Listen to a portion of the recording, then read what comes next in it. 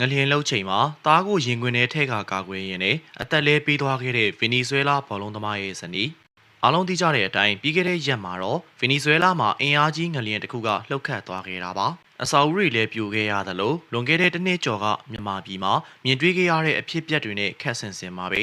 ငလျင်လှုပ်ပြီးတဲ့တရက်အကြာမှာတော့ဗန်နဲဆီယာဖြစ်ရက်များစွာကပေါ်ထွက်လာခဲ့ပါတယ်ဒီထဲကမှဗင်နီဇွဲလားနိုင်ငံရဲ့နာမည်ကြီးဘောလုံးသမားရဲ့ဇနီးဟာလေငလျင်ထဲပါသွားတယ်လို့သိရပါတယ်